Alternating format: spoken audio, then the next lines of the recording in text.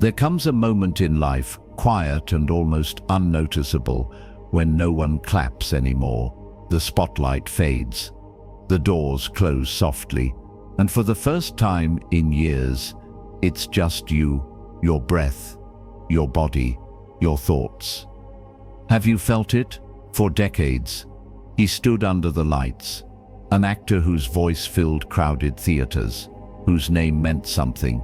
But on his final night, there was no grand farewell, just silence, a cab ride home, and the creak of floorboards under his tired feet.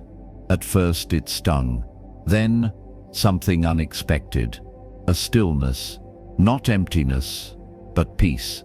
As if, for the first time, he heard his own life breathing. Success, as we've been taught, is a race, a title, a noise. But what if the deeper success begins when the applause ends? In Buddhism, this is the teaching of the 8 worldly winds: gain and loss, praise and blame. The wise do not chase them. They observe and let them pass. Tonight, let us gently ask, who are you when no one's watching? And could that quiet self be the truest one of all? Let's begin. Part 1. You don't need a stage to shine. Somewhere deep within you there may still echo the applause of a life once filled with recognition. Awards on the shelf, titles in your email signature, or the quiet pride of being the one others always turn to. Maybe you were the dependable father, the decisive manager, the admired teacher, or the community's go-to soul. But time, as it always does, softens the sharp lines of identity.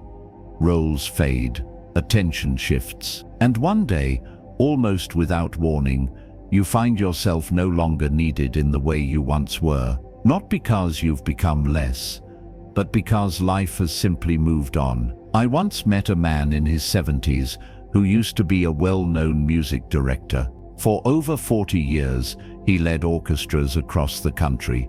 Prestigious halls, bright lights, well-dressed crowds, rising in thunderous standing ovations. But now, he spends most of his days tending to a small garden behind a modest house in a quiet neighborhood. When I asked him how he adjusted to the silence, to the absence of applause, he smiled and said something I've never forgotten.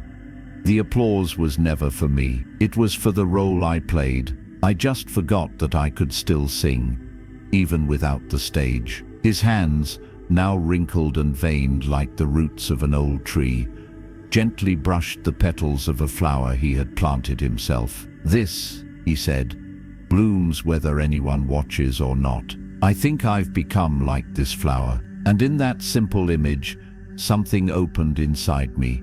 A quiet realization that maybe the most radiant moments in life aren't the ones performed before others, but the ones lived fully when no one is watching. In Buddhist thought, there's a concept called aloba, non-attachment to gain. It isn't about rejecting achievement. It's about not depending on it to know your worth. The lotus blooms in muddy waters, not in grand arenas. It needs no audience, no spotlight, no approval. It simply is, and in being what it was meant to be, it becomes beautiful. But of course, letting go of that old stage isn't easy. We grow up being told to achieve, to prove ourselves, to climb ladders and chase recognition. And when all that is gone, when retirement silences the phone, when the children have their own lives, when no one says good job anymore, it can feel like a kind of death. Yet, what if it's not an ending, but a return to yourself, before the noise, before the pressure, before the image? What if the light within you doesn't go out with the curtain, but shines softer, steadier, truer, once the stage is gone? Let this be your gentle invitation to remember the you that was always there beneath the titles and applause, the you that smiles at the morning sun, that savors the quiet of a cup of tea, that walks slowly, not because you're weak, but because you've finally learned there's nowhere you need to rush to. The you that no longer needs a stage to shine. And as we step forward into the next reflection, let us carry this question gently. If I no longer need to be seen, then what kind of beauty might I become? Part 2. Money buys distraction, not presence. There's a story I often return to, not because it's dramatic, but because of how quietly true it feels. It's about a man named Charles, a retired executive I met at a community meditation retreat years ago. He had once lived in a house so large that, as he joked, I needed a map to find my wife. He had a 6-figure pension, a glossy golf club membership, and a wine cellar that could rival a French estate. But at 72, Charles admitted something with a hesitant, almost embarrassed tone. I've spent decades buying everything except peace of mind. And now that I finally have time, I can't sit still for 5 minutes without grabbing my phone. You see, Charles wasn't unique. His story isn't unusual. It's the modern tragedy we seldom name. After a lifetime of chasing financial security, comfort, and the so-called good life, many arrive at old age surrounded by possessions, but internally unsettled. The world taught them how to accumulate, but not how to be present. And now, without meetings to attend or goals to hit, they're left alone with a mind that's noisy, restless, and untrained in the art of stillness. In Buddhist philosophy, this dilemma is not new. The Buddha called it tanha, craving, a constant reaching for something else, something more. Tanha doesn't only apply to the poor or the ambitious. It follows everyone who thinks the next purchase, the next distraction, the next novelty will finally bring contentment. But presence, true presence, can't be bought. It's not a product. It's a practice. Charles told me that when he sits in silence, old memories creep in, regrets, missed moments with his children, things he can't go back and fix. So I keep myself busy, he said. I shop online, I watch TV, I scroll through my phone, anything to avoid sitting with myself. And maybe you've felt that too, that subtle unease when the noise quiets down and the real you begins to surface. We often mistake this discomfort as something to run from, but in truth, it's an invitation to return. What money buys, convenience, luxury, stimulation, often becomes the very fog that obscures our ability to be here now. Have you ever noticed how quickly a restless mind jumps to distraction? How even in the midst of a beautiful moment, a grandchild's laughter, a sunset over the porch, the mind drifts to bills, headlines, aches and anxieties. That drift is not your fault, but it is your responsibility to gently guide it home. There's a gentle Zen saying, when walking, just walk. When eating, just eat. It sounds simple, almost too simple, but for many of us, it's become almost impossible. And yet, there is a doorway here. Presence begins with noticing the warmth of your hands, the texture of the food, the sound of your own breath. It is not dramatic, but it is sacred. Charles now keeps a small rock in his pocket, smooth, river-worn. When I touch it, he told me, it reminds me to come back to this moment, this breath, this life. So ask yourself gently, what am I truly hungry for? Is it the next comfort, or the quiet richness of simply being? As we turn toward the next reflection, let's carry this understanding with us. It is not what you hold in your hands, but what you hold in your heart that makes life meaningful. Part 3, the power of the one who needs no proof. There's a particular kind of strength that rarely makes headlines, doesn't show up in speeches, and never demands applause. And yet, when you're in its presence, you feel it deeply. It's the kind of quiet strength that doesn't try to win arguments, doesn't chase recognition, and never needs to say, "Look at me." Instead, it simply is, steady, grounded, and unshaken by the opinions of others. And truth be told, it's the kind of strength we begin to crave as we grow older. Not because we want to dominate, but because we want to be at peace. I remember a story shared with me by a retired nurse named Eliza. She had worked in emergency rooms for over 3 decades, seen things most of us couldn't imagine. But what stayed with her wasn't the crises or the chaos. It was one moment in her final year of work. A young, arrogant doctor had barked at her in front of the whole staff, dismissing her decades of experience with a single condescending wave. Eliza didn't argue. She didn't raise her voice. She simply nodded, finished the task at hand, and walked away. Later, someone asked her why she didn't put him in his place. After all, everyone knew she had earned that right. She just smiled and said, "I don't need to prove what I already know. I'm not here to be right. I'm here to help." That, my friend, is power. Not the kind that shouts, but the kind that no longer feels the need to. Buddhism speaks of upekkha, equanimity, the deep inner balance that arises when we are no longer shaken by praise or blame. It is the strength of a mountain that doesn't flinch at the wind. It doesn't mean you're indifferent or passive.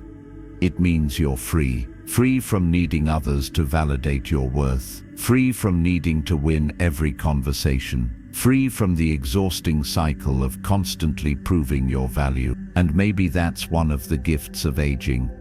The chance to let go of the proving, to stop performing, to rest in the truth of who you've become.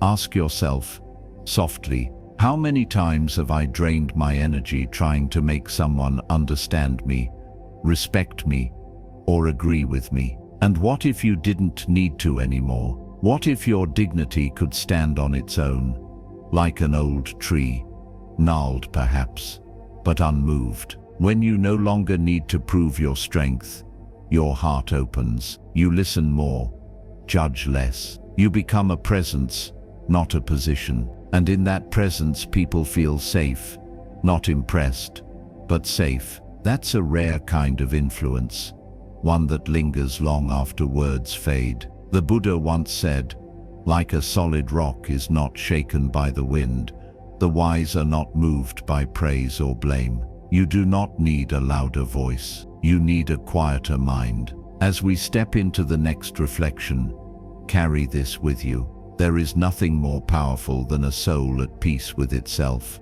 Part 4. You are not your titles, roles, or achievements. There's a certain quiet moment that arrives later in life, not always sudden, not always painful, but unmistakable, when the identity you carried for decades begins to loosen its grip. The children stop calling you mom or dad as often.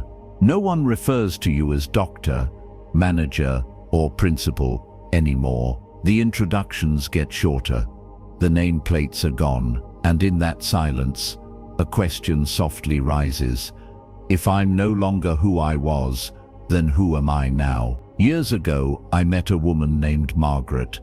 She had spent nearly 40 years working as a high school teacher, loved by generations of students, respected by staff, her voice a constant in the hallways. But after she retired, she confessed to me something that caught me off guard. "I don't know who I am without that role. I used to wake up with purpose. Now I wake up and feel invisible." I sat with her words for a long time, and the more I reflected, the more I saw the truth, not just in her story, but in all of ours. We spend so much of our lives building identities, stitched together with effort, with pride, sometimes with sacrifice. But eventually, every role, no matter how noble, has to be released. That's not failure. That's nature. In Buddhism, this sense of identity is called atta, the self we construct and cling to. And yet, the Buddha taught anatta, the not-self, a radical idea that beneath all our labels and roles There is no fixed you. There is only a flowing awareness, constantly shifting, like a river that carries many shapes but belongs to none. You were never just a title. You were never just your job, your resume, your reputation. Those were garments you wore, yes, but they were never your skin. Margaret slowly came to see that, after some months of quiet grieving, because it is a kind of loss.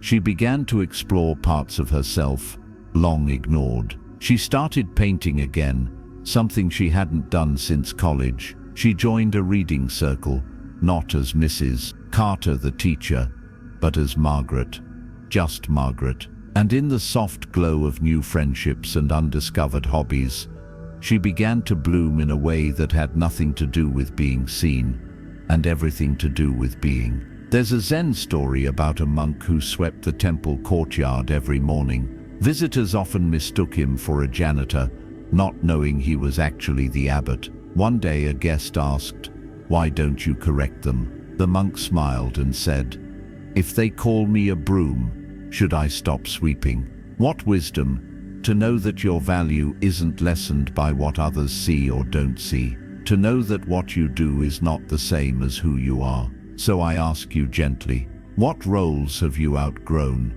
And are you willing to bless their passing? Can you sit with the space they leave behind and listen for what's quietly waiting to be born in their place? You are not what you've done. You are not what others once called you. You are not your productivity, your title, or your timeline. You are the one who witnessed it all, and you are still here. And so, as we move forward, let us ask, if I am no longer the role, then who is the witness that remains? Part 5. The Paradox of Wisdom. The more you know, the less you cling. There is a certain humility that only age can bring. A softening of the voice, a quiet pause before responding, a gentle smile that replaces the urge to correct or convince. It's not because you've stopped caring or that you've run out of things to say.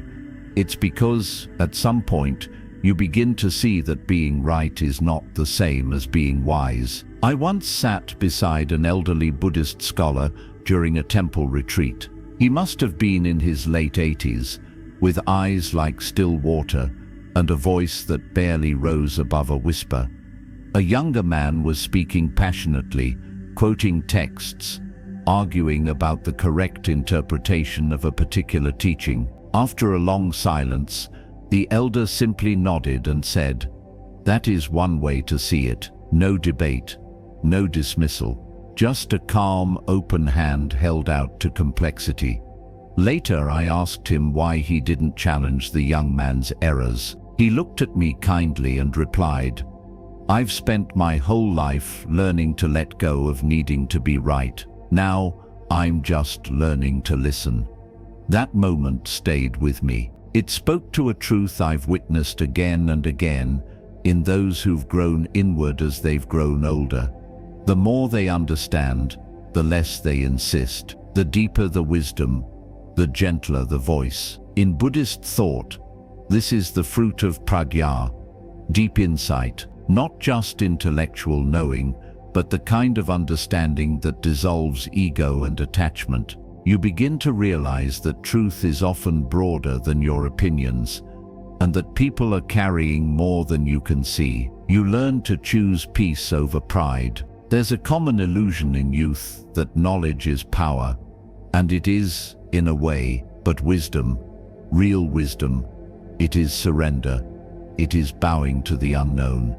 It is saying, "I don't know," not with shame, but with reverence. I once heard a man in his 70s say, "The older I get, the more I feel like I'm unlearning everything I once clung to." And maybe that's the hidden purpose of age, not just to gather information, but to sift through it, to gently let go of the unneeded weight, and to finally travel light. We live in a culture that celebrates certainty, strong opinions, confident answers, loud declarations. But certainty, when it hardens, can become a prison. It leaves no room for wonder, no space for growth. The wise know that every truth contains its opposite, that life is less about arriving and more about remaining open. There is a beautiful Buddhist parable about a man who carries a boat across land long after he's crossed the river. When asked why, he says, "It helped me once, I thought I'd need it again." The Buddha responds, "Let go of what no longer serves you. Even the tools of our past, our ideas, our knowledge, our beliefs, must sometimes be released." So now I ask you, with softness and care, what are you still carrying, simply because it once served you? What would happen if you set it down? As we continue our quiet journey, may we remember this: it is not how much we know that brings us peace, but how gently we hold what we think we know. Part 6. Simplicity. The final refinement of complexity. There's a peculiar thing that happens the longer you live. You begin to see that much of what once seemed important, what once kept you up at night, or made your chest tighten with urgency, was never as necessary as you believed. At first, this realization comes with a touch of sorrow.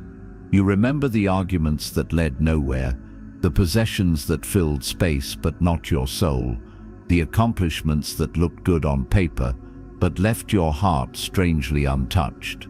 And then, after that quiet sorrow, comes something else, something liberating, a craving not for more, but for less. I remember visiting a man named Harold, a retired architect who had designed towering buildings in major cities. His home, surprisingly, was a tiny wooden cabin nestled beside a lake, surrounded by pines. No television, no computers, no flashy decor, just books, plants, and the gentle hum of wind through trees. When I asked him how he could go from such grand creations to such a modest life, he chuckled softly and said, "After building big things for others, I realized I wanted to build small peace for myself." Simplicity, he told me, isn't about lack, it's about depth. When I eat now, I taste. When I walk, I breathe. When I speak, I mean it. There was no preaching in his words, only a quiet joy that needed no convincing. He had not renounced the world. He had simply stopped trying to impress it. In Buddhism, the path to liberation is often called the middle way, a balance between indulgence and denial. And simplicity is its natural flowering, not a forced austerity, but a clarity that comes from no longer needing to accumulate meaning through things. It's the return to the essence of being. There's a Zen saying that goes, "Before enlightenment, chop wood, carry water. After enlightenment, chop wood, carry water." The external actions may stay the same, but the inner posture shifts. You begin to appreciate the sacredness in the ordinary. The steam rising from a morning cup of tea becomes as meaningful as any sermon. The act of folding laundry becomes a meditation on care. Silence becomes your friend. Simplicity is often mistaken for smallness, but in truth, it's an act of courage. It's the courage to step off the stage of consumption and say, "This is enough." And for many, that shift begins not in youth, but in the later chapters of life, when the appetite for clutter, noise, and social approval has begun to settle. A woman I once knew, Eleanor, had spent decades hosting elaborate dinner parties, buying gifts no one remembered, and curating a lifestyle that exhausted her spirit. But after the loss of her husband, something inside her quieted. She moved into a smaller space, gave away most of her things, and began spending her mornings tending to a tiny rooftop garden. "It's strange," she told me one day, brushing dirt from her fingertips.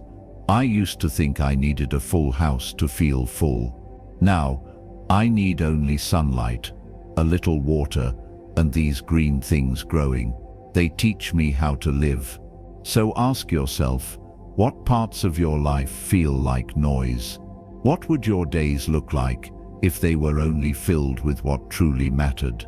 Could it be that the peace you seek is not hidden in some distant achievement, but resting quietly in what you've overlooked? As we prepare to walk into the next truth, let us carry this reminder: after chasing everything, it is simplicity that waits at the end of the road, arms open, whispering, "Welcome home." Part 7. You won't be remembered forever, but you can leave something that matters. There's a certain truth that arrives like a gentle wind late in life, not loud or sudden but undeniable. Eventually the world forgets, the names fade, the achievements grow dusty. Even the most deeply carved gravestones will one day be worn smooth by time. And at first this realization can feel heavy, even a little cruel. After all, we spent our lives trying to matter, building, giving, striving. So what then? If memory fades, was it all for nothing? But if you sit with this thought long enough, if you breathe through the discomfort instead of pushing it away, something shifts. The weight gives way to a lighter wisdom. Maybe the point was never to be remembered forever. Maybe the point was to leave behind something softer, a kindness, a gesture, a ripple, something that outlives your name, not in history books, but in the warmth you left in someone's chest. I once knew a man named Raymond. He wasn't famous, didn't own much. He worked as a school janitor for over 40 years, always early, always humming some old tune as he cleaned. Most students never noticed him, but one winter morning he found a shivering boy sitting alone outside the school, forgotten by the bus system. Raymond gave him his coat, sat with him, told jokes until help came. That boy later became a teacher, and at his retirement ceremony, decades later, when asked who made the biggest difference in his life, he said, without hesitation, "Mr. Raymond, the janitor. He made me feel seen." Raymond never knew. He died years before. His name didn't echo through awards or articles, but his spirit lived on, quietly, in a life he once warmed with compassion. Buddhism teaches anicca, impermanence. Everything changes, nothing stays. And instead of resisting this, the wise embrace it, not in despair, but in reverence. Because knowing that life is fleeting helps us cherish what is here. It helps us choose presence over performance, connection over legacy. It's not the monuments that last, it's the moments. A soft hand placed on a grieving shoulder, a gentle word spoken at the right time, a peaceful presence in the middle of someone else's storm. These are the things that linger long after we're gone. There's a Zen image of a candle lighting another, and then another, and another, none of them knowing where the first flame began, but all of them carrying its warmth. That is how real influence works, not through control or fame, but through small acts of light, passed on quietly. So I invite you to consider, what kind of light have you shared? Not what you've earned or collected, but how you've made others feel safe, heard, valued. Can you let that be enough? Can you trust that even if no one remembers your name, something sacred in you has touched the world? As we move into the next reflection, let us hold this thought gently. You may not be remembered forever, but you can love in such a way that your presence becomes part of someone else's peace. And in the end, isn't that the kind of immortality that truly matters? Part 8. Real value is found in the peace you bring others. There's a quiet kind of wealth that isn't printed on bank statements, never appears in annual reports, and can't be measured in square footage or investment portfolios. And yet, when you meet someone who possesses it, you feel it immediately. They walk into a room, and something in you exhales. They speak, and it's not just their words, but the silence between them that feels calming. You don't admire them for what they own, or what they've done. You trust them. You rest near them. Their peace spills gently into others. I met a woman like this once. Her name was Lillian. She had lived through wars, outlived 2 husbands and raised 5 children, mostly on her own. She never traveled far, never published a book, never made headlines. But when she spoke, everyone leaned in, not because she was loud, but because she was clear. She had a way of listening that made you feel you were the only soul in the world. When people left her home, they always said the same thing. I don't know why, but I feel better.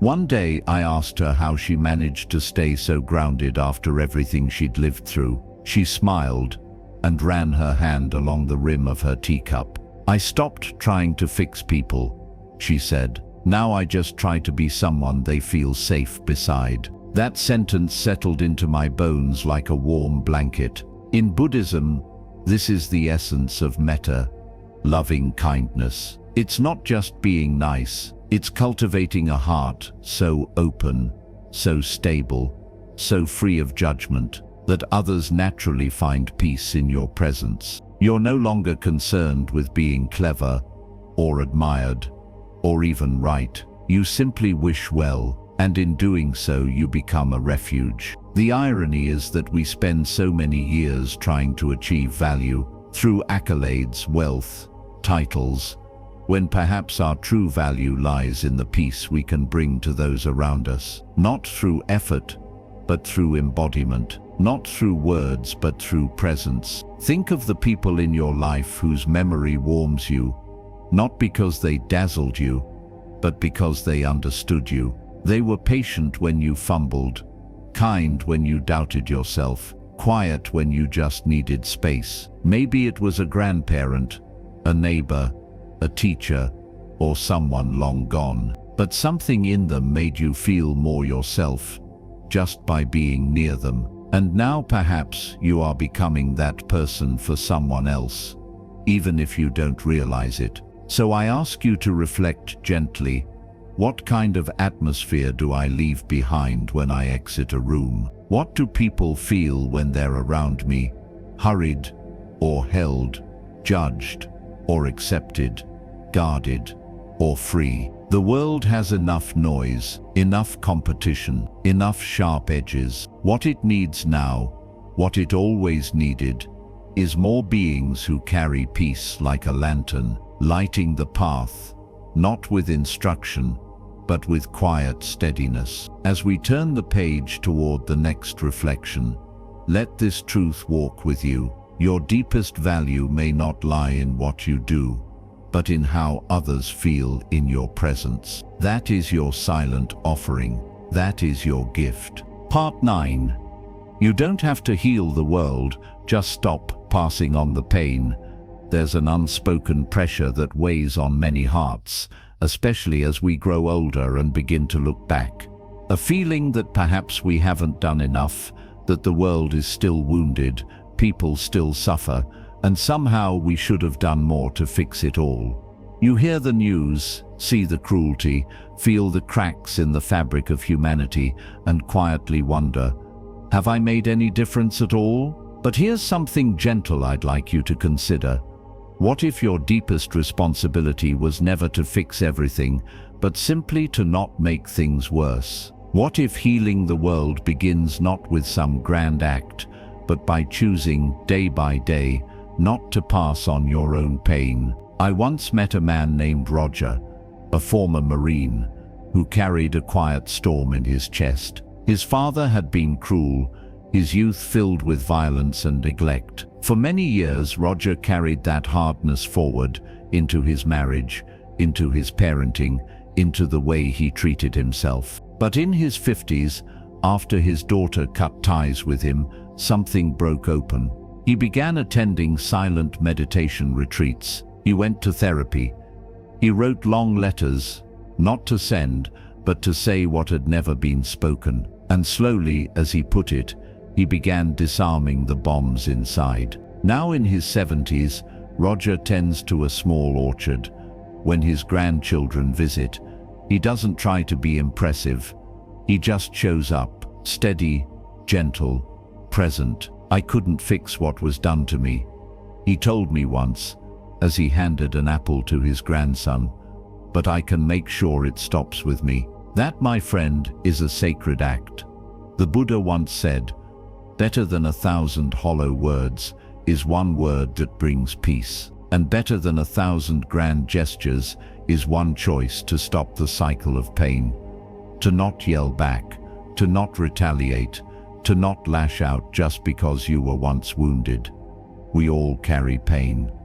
Some of it was inherited. Some of it we collected along the way. But you are not doomed to repeat what hurt you. Every time you choose patience over anger, kindness over cruelty, presence over avoidance, you're quietly healing the world. You may not get a medal for it. No one may even notice. But in the deepest folds of reality, that matters. Think of all the small moments that changed you.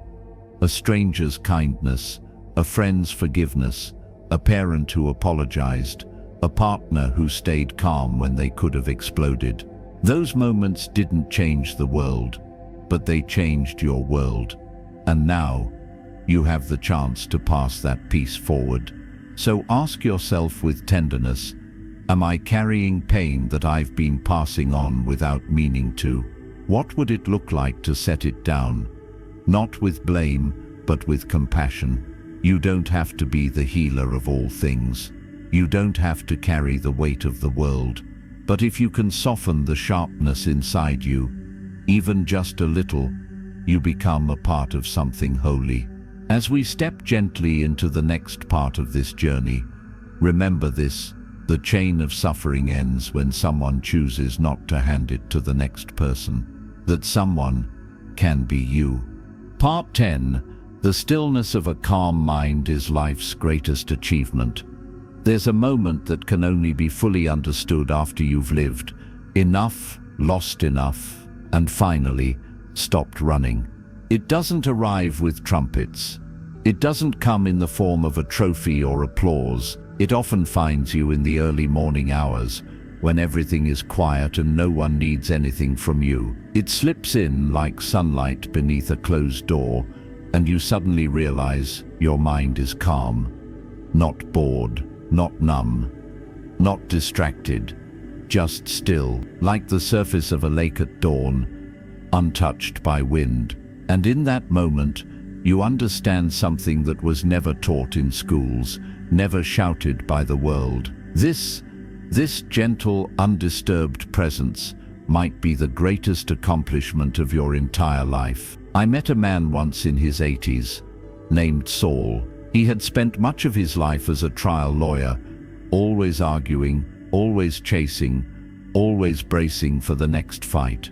He told me, my mind was like a courtroom that never adjourned. It wasn't until his late 60s, after his wife passed away and the noise of work and status faded, that he began to reckon with what he'd carried all those years. Restless thoughts, old grudges, mental noise that never let him rest. Eventually, Saul turned to meditation. At first, he hated it. My mind was like a circus, he said. 5 minutes felt like an hour of chaos, but he kept showing up.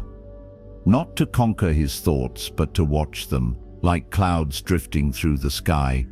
He learned to see them come and go without grabbing onto them. One morning, he told me, something shifted. He was sitting alone by a pond, no agenda, no words, just breath. And for a long, holy moment, everything stilled. The past didn't tug. The future didn't bark. The courtroom had closed its doors, and Saul, for the first time in decades, felt like he had truly come home to himself. Buddhism calls this state samatha, tranquility. It is not the absence of life, but the full presence within it, a mind that no longer spins like a wheel, but rests like a stone beneath clear water. And what's so beautiful is that it's not reserved for monks on mountaintops. It's available to you, to me, if we're willing to sit, to breathe, and to stop treating every thought like it's a crisis. There's a reason the Buddha is always depicted with a serene expression. not because he was removed from the world, but because he had discovered how to move through it without being disturbed by every ripple. In our culture, we're taught to admire busyness, the multitasker, the doer, the constant achiever. But when you reach a certain age, you begin to see the cost of that mindset, the missed sunsets, the shallow breaths, the constant worry, and if you're lucky, or perhaps wise, you begin to long for something simpler, a mind that doesn't argue with reality, a heart that doesn't lurch at every change, a soul that can sit in silence and smile. So ask yourself, when was the last time your mind was truly at peace? What would your days feel like if you no longer reacted to every disturbance? If you could let go, not because you gave up, but because you finally understood the storm was never yours to control. As we move onward, let us carry this sacred truth. Of all the things you've achieved in life, jobs, titles, accomplishments, perhaps the most extraordinary is the moment you no longer needed anything but your breath, your stillness, and your quiet, unshakable presence. And so, here we are, at the gentle close of this quiet journey, not at the end of something, but perhaps at the rediscovery of something long forgotten, the self that needs no title, no applause, no grand purpose, only presence. You have walked through reflections not just of the mind, but of the heart, reminders that your worth was never dependent on what the world saw, what you achieved, or what name you carried. That peace is not found in proving yourself, but in releasing the need to do so. That the true measure of a life may not be its noise, but its stillness. At this stage in life, many things have fallen away, roles, routines, even relationships. And yet what remains is something more essential, more luminous. It is you, not as the world defined you, but as you have quietly become. Not the actor on stage, but the soul watching from the wings, finally at peace with simply being, in the teachings of the Buddha. This return to simplicity is the highest path, the letting go of attachment, the softening of judgment, the willingness to live without clinging to what must change. And perhaps, as you sit now in the hush of your own breath, you sense it, not as a thought, but as a knowing. You are already whole. You don't need to fix the world. You don't need to be remembered by millions. You don't need to chase one more version of yourself. You only need to rest in the quiet company of your own heart. Let the world be what it is. Let others come and go. Let time pass. And you just breathe. Because this stillness, this presence, this is what remains. And this is enough.